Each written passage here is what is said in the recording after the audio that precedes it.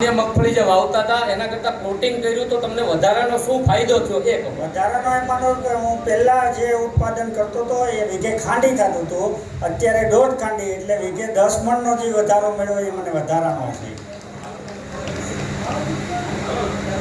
ભાવનો વધારો હોય ને ખાલી વીઘે ઉત્પાદન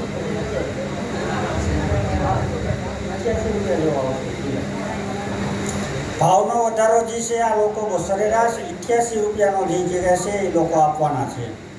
એટલે લગભગ 35,000 કે 36,000 ની એક ખાંડી થઈ. તો ભાઈએ કીધું 10 મણનો વીઘે ઉતારો વધી ગયો તો 35,000 ના અડધા કરીએ તો કેટલા? 17,500 નો સીધો ચોખ્ખો ફાયદો થયો ને, વગર ખાલી થોડી મહેનતમાં. આવો ગાંડુભાઈ. જય જવાન જય કિસાન. મારું નામ ગાંડુભાઈ લવાભાઈ મોહા, ગામ સુખપુર, તાલુકો ભેસાણ, જિલ્લો જુનાગઢ. હવે 2023ની અંદર મેં જે મગફળી 4 નંબર મને પ્લોટ આપ્યો હતો સાહેબ, એ મારા ઉત્પાદન વીઘે 40 મણ સીધું. ત્યાર પછી 2024ની અંદર જે મને પ્લોટ આપ્યો 5 નંબર મેં વાવી, તો એ વીઘે 30-32 મણ જેવું ઉત્પાદન થયું. અને એ ઉત્પાદનમાં 5 નંબરનો મારે 17-18 વીઘાની માંડવી હતી, તે પાલો અમે વેચી નાખ્યો. એ પાલો બધો સુરતવાળા લઈ ગયા 5,000નો વીઘા લેતે. હા, અને ટોપ વેરાયટી અને બહુ પૈસા મળ્યા અને સારું ઉત્પાદન. અને પાલામાંય ઠેઠ સુધી આમ અને આમ લાલ ન થાય, ઠેઠ સુધી આમ સરસ મજાનું અને સારું ઉત્પાદન મળ્યું છે. બસ એટલી વાત કરીને હું પૂરું કરું છું. આ વર્ષે પણ એ પ્લોટિંગમાં સાથે જોડાવાના છે. આવો બલુભાઈ. બલુભાઈ મીઠાપુર ગામથી આવે છે, તેના સરપંચ છે અને અમારું જે મોડેલ પીનટ વિલેજ તરીકે અમે એમના ગામને દત્તક લીધેલું છે. એટલે જેમ કે પરસોત્તમભાઈ કીધું કે ગીર ગાયનું કયું તો કે જામકા, એમ મારી પાસે બિઝનેસ હતો પણ એ છોડીને લગભગ 20 વર્ષથી ખેતીમાં ઝંપલાવ્યું છે. અને વધારે બિયારણ અને એમાં માર્કેટિંગમાં ધ્યાન રાખી અને ખેતીમાં આગળ વધ્યો. જેમ પરસોત્તમભાઈએ કીધું એમ ખેતીને પૂરા નમન કરી અને ભાવથી મેં ખેતી કરી, એટલે આજ હું ખેતીમાં પણ ખૂબ સફળ છું.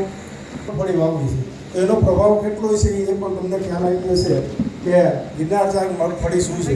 ખબર બલુભાઈ. હવે વિસાવદર તાલુકાના ઢેબર ગામથી ભાઈ આવે છે, એમનો અનુભવ સાંભળો. ઢેબર વિસાવદર તાલુકાનું ગામ આવે છે. હું 3 વર્ષથી આ ગિરનાર 5નું વાવેતર કરું છું.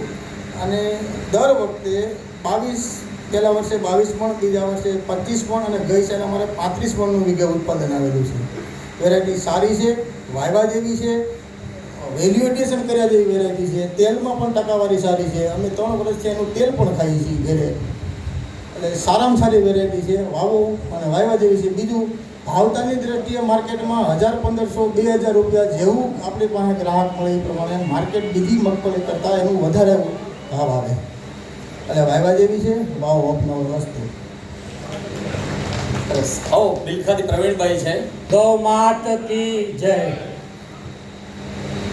હા, સંશોધન કેન્દ્રમાંથી અમને 2 વર્ષ પહેલાં ગિરનાર 4 મળેલી. અત્યારે તો મારા ગામમાં લગભગ 20-25 ખેડૂત આવે છે, પણ હું પ્રાકૃતિક રીતે કરું છું. મારી ખેતરની અંદર મારે આ 6થું વર્ષ છે. મેં કેમિકલ કે પેસ્ટિસાઇડ કોઈ પણ જાતનું નાખેલ નથી. મારે વીઘે 17 મણ જેવું ઉત્પાદન રહ્યું છે અને 4500 રૂપિયાનો તેલ કઢવી અને હું સિંગ તેલ વેચેલું છે. આ સિંગ તેલ વેચું છું ને એને મારે આ 3જું વર્ષ છે. પહેલા વર્ષે 2500 રૂપિયાનું વેચ્યું હતું, એ બીજી વેરાયટી હતી 32 નંબર. એના પછીના વર્ષે 3500 રૂપિયાનું વેચેલું. આ વર્ષે મેં 4500 રૂપિયાનું તેલ વેચેલ છે અને છતાંય પણ મારી પાસે અત્યારે મગફળી નથી. એટલે વેરાયટી ખૂબ સારી છે, વાયવા જેવી છે. અને આપણી ભાષામાં કહીએ તો 20 નંબર કે 32 નંબર જે ખાંડીએ 8 ડબ્બા નીકળે છે, એની કમ્પેરમાં આ 8.5-9 ડબ્બા લગી પૂગી જાય છે. એટલે વેરાયટી સારી છે અને એમાં અમે પ્રાકૃતિક રીતે કરી છે, એટલે બહુ સારું રિઝલ્ટ છે.